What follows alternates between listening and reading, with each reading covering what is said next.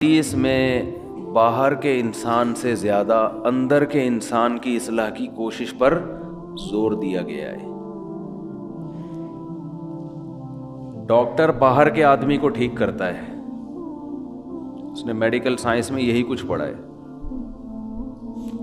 اندر ٹھیک کرنے کی طاقت اس میں بولے نہیں ہے۔ یہ خوب سمجھ لیں، اندر کا انسان ٹھیک کرنے کی اتھارٹی اللہ نے صرف پیغمبروں کو دی ہے، اور یہ صلاحیت بھی اللہ نے صرف پیغمبروں کو دی ہے۔ یہ صلاحیت نفسیاتی ڈاکٹروں کے پاس بولیں نہیں ہے۔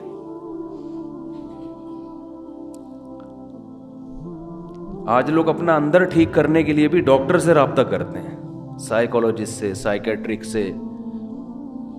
یہ بہت بڑی مسٹیک ہے آپ کی۔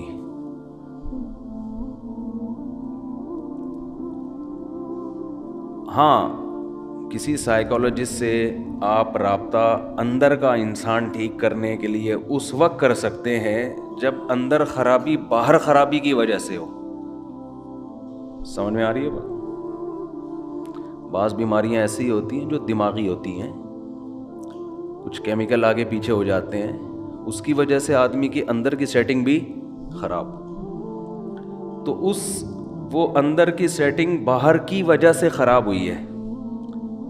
اس کے لیے ڈاکٹر آپ کو میڈیسن دے کے یا کچھ دائیں بائیں کر کے وہ کیمیکل آپ کے سیٹ کر دے گا۔ ایک آسان سی مثال سے سمجھاتا ہوں۔ آپ کو اگر نیند نہیں آتی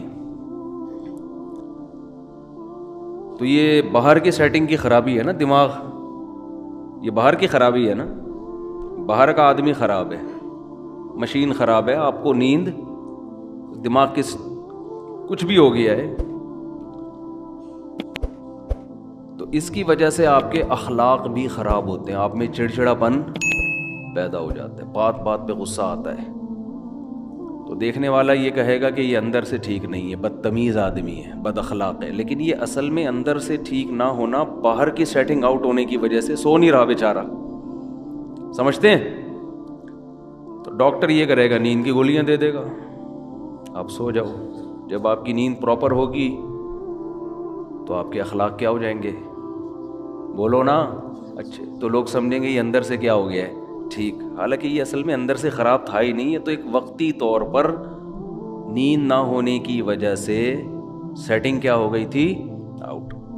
ڈاکٹر نے کچھ نہیں کیا، کنٹرول پینل پہ جا کے سیٹنگ میں گیا ہے، وہ اس نے دیکھا کہ جو وائرس آیا ہوا ہے، اینٹی وائرس چلایا، وہ کیا کر دیا، اڑا دیا، ریفریش کیا، سلا دیا، دوبارہ اٹھے تو ونڈو جب ریفریش ہوتی ہے تو بہت سے ہم نے دیکھا ہے موبائل میں، بعض دفعہ نیٹ نہیں چل رہا، بعض دفعہ مسئلہ ہے، ابے ری اسٹارٹ مار اس کو، بس ہمیں نہیں پتا وہ کیوں صحیح ہوا لیکن صحیح ہو جاتا ہے، تو کیا کرتے ہیں اس کو، ری اسٹارٹ مارو، سیٹ ہو گیا۔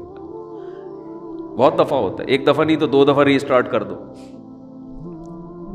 ری اسٹارٹ سے کاکڑ دن ہو جاتا ہے۔ تو جب انسان سو کے اٹھتا ہے نا تو وہ بھی اصل میں کیا ہے، ری اسٹارٹ ہوتا ہے۔ دن بھر کی ٹینشنیں، پیسوں کے معاملات، اور ویسے جسمانی تھکاوٹ، بیگم سے پھڈے، سسرال کے جھگڑے، سیاسی باتیں ہیں بھائی، وہ درجنوں ٹینشنیں لے کے بستر پہ دھڑام سے گرتا ہے، اور دماغ کا کنیکشن اللہ اس دنیا سے ختم۔ وَجَعَلْنَا نَوْمَكُمْ سُبَاتًا، قرآن کہتے ہیں ہم نے تمہاری نیند کو سبات، سبت کاٹنے کو کہتے ہیں۔ عجیب چیز ہے نیند بھی، دیکھو نیند عجیب چیز ہے۔ آپ جب اپنے جسم کو تھکاتے ہو تو آرام کا طریقہ یہ ہے کہ جسم کام کرنا چھوڑ دے۔ جیسے آپ بازوؤں سے ویٹ اٹھا رہے ہو، بالآخر تھکتا ہے نا آدمی کا ہاتھ، تھک جائے گا، تو آرام کیسے دو، ویٹ اٹھانا چھوڑ دو۔ جم میں آپ نے دیکھا ہوگا ویٹ اٹھاتے ہیں، 15ویں سیٹ پہ جا کے چیخیں نکل رہی ہوتی ہیں نا، وہ آوازیں آ رہی ہوتی ہیں، تو اس کے بعد وہ تھوڑی دیر آرام کرتے ہیں، پھر دوبارہ اٹھاتے ہیں۔ تو آپ چل کے تھک جاتے ہو، اس کا حل کیا ہے؟ ٹانگوں کو تھوڑی دیر آرام دو، بیٹھ جاؤ، تھوڑی دیر کے بعد دوبارہ چلنے کے قابل ہو جاؤ گے، ریلیکس ہو جائیں گے نا آپ کے پاؤں۔ لیکن دماغ جو سارا دن سوچتا ہے نا، دماغ کا دیکھو، جس باڈی کا جو کام اللہ نے لگایا ہے اس سے وہ کام لینا چھوڑ دو تو باڈی ریلیکس ہو جاتی ہے۔ سمجھ رہے ہیں کہ نہیں سمجھ رہے ہیں بھائی؟ کام لینا چھوڑ دینا، ہاتھ سے وزن اٹھانا چھوڑ دیں تو ہاتھ کیا ہو جائیں گے؟ ریسٹ۔ چلنا چھوڑ دیں تو ٹانگوں کو کیا ملے گا؟ ٹانگوں کا کام ہے چلانا۔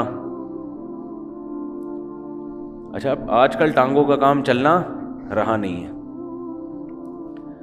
آج کل ٹانگوں کا کام سوائے پینٹ پہننے کے، پینٹ باندھنے کے، کیونکہ اگر ٹانگ نہ ہوتی تو شلوار کہاں پہنتے، ہم پینٹ کہاں پہنتے۔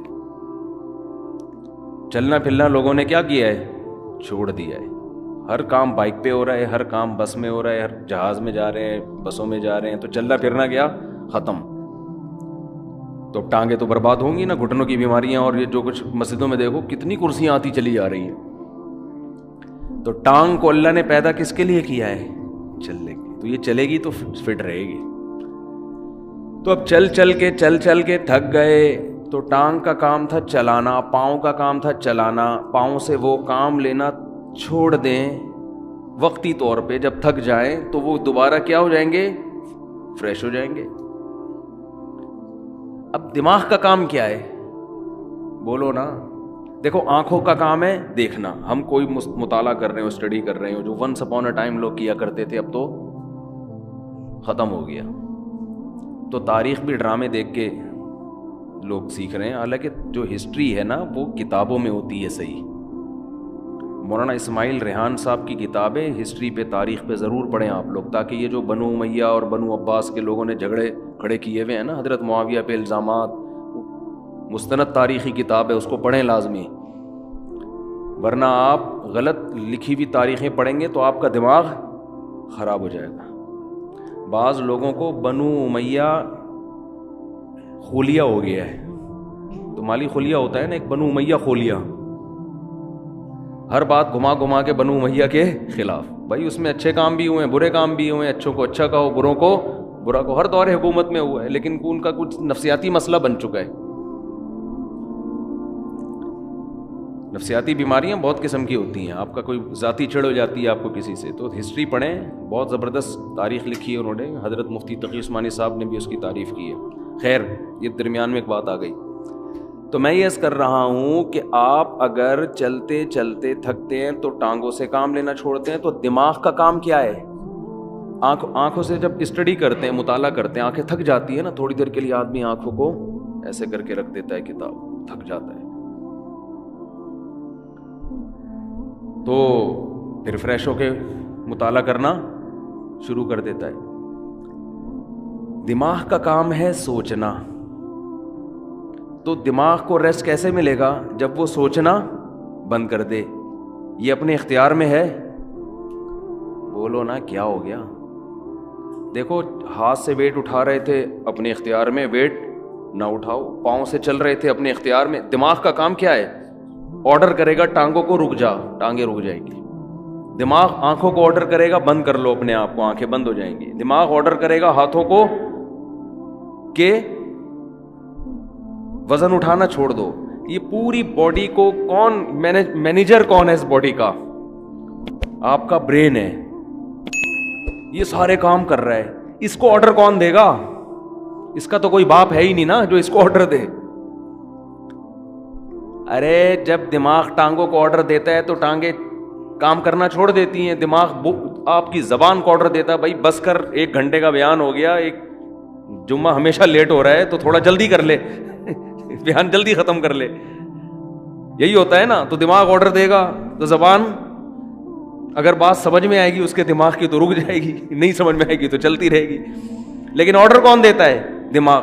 دماغ کو جب سکون چاہیے تو اس کا طریقہ یہ ہے کہ دماغ سوچنا چھوڑ دے۔ تو دماغ کو سوچنا چھوڑنے کا آرڈر کون دے گا؟ دماغ دے گا کیا؟ آدمی اپنے سے بڑے کی بات مانتا ہے جو اس پہ آرڈر چلاتا ہے۔ دوسری بات، دماغ جب آرڈر دے گا تو اس یعنی دماغ اپنا ماتحت تھوڑی ہوگا. دماغ کو کوئی بھی آرڈر نہیں دے سکتا. دماغ کسی کی سنتا نہیں ہے. دماغ کو آرڈر وہ دے گا جو دماغ سے اوپر ہے، وہ اللہ ہے، اللہ کے سوا کوئی نہیں ہے. اس لیے اللہ کہتے ہیں وَجَعَلْنَا نَوْمَكُمْ سُبَاتًا، ہم نے بنایا ہے تمہاری نیند کو دماغ اور اس دنیا کا رشتہ ڈسکنیکٹ کرنے والا. نیند کو اللہ نے ایسا بنا دیا کہ آپ کے دماغ کا اس دنیا سے کنیکشن کیا ہوتا ہے؟ ڈسکنیکٹ، سوئچ آف ہو جاتا ہے. تاریں کاٹ دی جاتی ہیں، جو دماغ کی تاریں ہیں نا جو پھیلی ہوئی ہیں، جو دیکھ رہا ہے دھوپ ہو رہی ہے، بارش ہو رہی ہے، نہیں ہو رہی ہے، گرمی ہو رہی ہے، سردی ہو رہی ہے، چمونی آپا کیا کر رہی ہیں، اور بیگم کچن میں کیا کر رہی ہے، اور میری بچی کا فون کیوں نہیں آیا، میرا بچہ ابھی تک کمبخت 3 بج گئے گٹر کے ڈھکن پہ کیوں بیٹھا ہوا ہے، صبح 1 بجے تک. یہ سارے مسائل کھوپڑی میں گھومتے ہیں کہ نہیں گھومتے؟ حتیٰ کہ آدمی جب سونے کے لیے لیٹتا ہے تو اور زیادہ گھومنا شروع کر دیتا. جب لائٹ آف ہوتی ہے تو اور دماغ فریش ہو کے سوچنا شروع کر دیتا ہے. اب آپ اپنے دماغ کو آرڈر دے کے سو جا. دماغ کبھی بھی آپ کے کہنے پہ بولو نہیں سوئے گا. آپ سمجھاتے نا بے سو جا، بے سو جا، بے سو جا. اب جتنا دماغ اپنے آپ کو سونے کو آرڈر کرے گا اتنا ہی دماغ جاگے گا، کیونکہ آرڈر کرنے کے لیے جاگنا ضروری ہے. سوتا ہوا مینیجر کسی کو آرڈر نہیں کر سکتا. سمجھ میں آ رہی ہے بات کہ نہیں آ رہی ہے؟ سوتا ہوا آدمی اپنے ہاتھ کو آرڈر کر سکتا ہے؟ بولو. آپ جاگ رہے ہیں نا، آپ نے اپنے ہاتھ کو آرڈر کیا بھئی یہ گلاس پکڑ لے، ہاتھ گلاس پکڑ لیتا ہے. جب آپ سو رہے ہوتے ہو تو آپ کا دماغ آرڈر کرتا ہے اپنے ہاتھ کو کہ یہ گلاس پکڑ لے. کیوں؟ دماغ ابھی کیا کر رہا ہے؟ سو رہا ہے. تو سوتا ہوا دماغ جیسے آپ کے اعضاء کو آرڈر نہیں کر سکتا تو وہ اپنے آپ کو بھی آرڈر نہیں کر سکتا. اور جاگا ہوا جب تک ہے، آرڈر کرنے کے لیے جاگنا ضروری ہے. اور جاگا ہوا ہے تو سوئے گا نہیں، سوئے ہوا ہے تو جاگے گا نہیں. تو یہ ایک دوسرے کے اپوزٹ ہیں. اس لیے دماغ اپنے آپ کو سونے کا آرڈر کبھی بھی نہیں کر سکتا. اس لیے کہتے ہیں کہ نیند آپ کے اپنے اختیار میں نہیں ہے.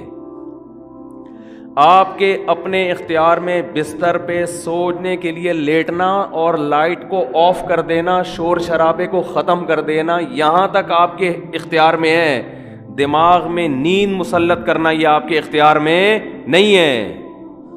یہ اللہ کی رحمت ہے کہ جب آپ بستر پہ آنکھ بند کر کے لیٹتے ہو، اللہ کہتے ہیں اللہ یتوفی الانفس حین موتها والتی لم تمت فی منامها، ہم تمہارے اندر سے روح کھینچ لیتے ہیں جب تمہاری نیند کا وقت ہوتا ہے. وَيُرْسِلُ الْأُخْرَى، اور پھر اللہ تمہاری اس روح کو صبح کے وقت تمہاری باڈی میں لوٹا دیتے ہیں.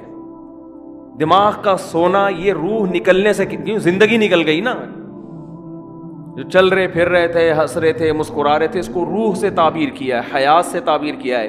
یہ والی حیات وقتی طور پر ختم ہو جاتی ہے. تو یہ اللہ کی بہت بڑی نعمت ہے کہ اللہ آپ کا سبات کا مطلب اللہ آپ کا دماغ کا کنیکشن اس دنیا سے ڈسکنیکٹ. جب ڈسکنیکٹ ہوا تو سوچنا چھوڑ دیا دماغ نے. سوچنا چھوڑتا ہے تو وہ 4 5 6 8 اور کراچی میں تقریباً 13 گھنٹے سونے کے بعد وہ دماغ کیا ہو جاتا ہے؟ صرف فریش ہی نہیں ہوتا بلکہ بیکار ہو جاتا ہے.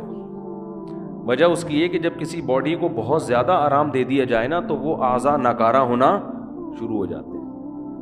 آپ واکنگ کرتے ہو، چلتے چلتے چلتے چلتے تھک گئے، پھر بیٹھو. آپ پھر اتنا بیٹھو جتنے میں ٹانگیں ریلیکس ہو جائیں. جب ریلیکس ہو گئی، سکون مل گیا، پھر چلو یا کوئی اور کام کرو. لیکن آپ ایسے بیٹھے بیٹھے درد کی آپ کی کمر تھک گئی تو آپ لیٹ گئے. اب آپ ایسے لیٹے کہ پولیس بھی آ کے نہیں آپ کو اٹھا سکتی، تو تھوڑے دنوں میں آپ بیٹھنے کے قابل رہیں گے ہی نہیں. تھوڑے دنوں میں آپ چلنے کے قابل رہیں گے ہی نہیں. تو ایسے یاد رکھیں دماغ کو بھی آرام چاہیے ایک حد تک. اتنا سونا کہ دماغ کو جتنا آرام چاہیے تھا فریش ہو گیا، پھر سوئے جا رہا ہے، پھر سوئے جا رہا ہے، تو اس کا مطلب دماغ میں سوچنے سمجھنے کی صلاحیت ختم ہونے والی ہے تھوڑے دنوں میں. بھینس میں سوچنے کی صلاحیت ہوتی ہے؟ ایک ہی جگہ کھڑے کھڑے کھڑے زندگی گزار دیتی ہے وہ. کیا خیال ہے؟ اگر اس میں سوچنے کی صلاحیت ہوتی نا, وہ لاتیں مار مار کے بھگاتی ہے آپ کو, کم از کم ٹیکا نہ لگانے دیتی. کہتی ہے بھائی میرا دودھ نکال لیا, کھلا لیا, پلا لیا, بس صحیح ہے, 5 کلو 10 کلو بہت ہے تمہارے لیے. کتنا دودھ دیتی ہے مجھے تو پتہ نہیں, 10 کلو 15 کلو جو بھی ہے, اب کافی ہے. اب یہ کیا ٹھوک ٹھوک کے مجھے ایک نچوڑ میری ہڈیوں کا جوس کیوں نکال رہا ہے تو؟ بھینس کو کوئی ہوش نہیں ہوتا, استعمال ہی نہیں ہو رہا اس کا دماغ. سوچے گی تو دماغ سوچنے سے اس کی طاقت بڑھتی ہے, خوب سمجھ لیں. یہ جو بادام کھا کھا کے دماغ کی طاقت کو بڑھی, ابھی موضوع نہیں ہے, جلد کہاں نکل رہا ہوں میں, اصل موضوع کی طرف جلدی سے آتا ہوں. ایک جلدی سے ایک صحت کی بات ہے نا, پارسل ہو جانی چاہیے. یہ خوب سمجھ لیں کہ آج کل جو صحت بنانے کے ٹوٹکے آپ لوگ یوٹیوب پہ دیکھ رہے ہو نا, یہ کھانے سے یہ چیز تیز ہوتی ہے, یہ کھانے سے یہ ہوتا ہے, کچھ بھی نہیں ہوتا اس سے. مرو گے کھا کھا کے, مر جاؤ گے. بم جیسے دھماکہ ہوتا ہے نا, ایسے ایک دن مر کے ہلاک ہو جاؤ گے. کھانا صرف اسی کے لیے ٹھیک ہے جو اپنی انرجی کو یوٹیلائز کر رہا ہو, ورنہ یہ جو کھا رہے ہو نا یہ گلے پڑ جائے گا, دنیا میں بھی آخرت میں بھی. مت کھاؤ یوٹیوب پہ دیکھ دیکھ کے کہ نہار مجھے اتنے بادام کھانے چاہیے, تو اتنا پستہ کھانا چاہیے, اخروٹ کھانے سے دماغ تیز ہوتا ہے, اور فلاں چیز کھانے سے, اور گاجر کا حلوہ سے خون بنتا ہے, اور اخروٹ کے حلوے. جو کھا رہے ہو جتنا یہ بھی بہت زیادہ ہے. ایک گلاس صبح دودھ پینے سے یہ فائدہ ہوتا ہے؟ نہیں ہوتا فائدہ بالکل ہی. یہ ان لوگوں کے لیے ہوتا ہے جو دودھ کو پھر یوٹیلائز کریں, انرجی کہیں کھپے تو صحیح.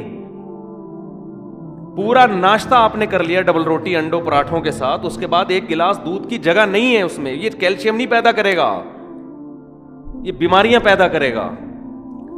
سمجھ میں آ رہی ہے کہ نہیں آ رہی ہے؟ گاجر کا حلوہ خون نہیں بنائے گا, شوگر کا بیمار کرے گا آپ کو. کھویا کھا رہے ہیں یہ بہت زبردست ہے صحت کے لیے. جتنی خوراک ہم کھا رہے ہیں, میں اگر قسم اٹھا کے بولوں تو جھوٹی قسم نہیں ہوگی, یہ چاہے آپ اس میں زیتون پی لیں,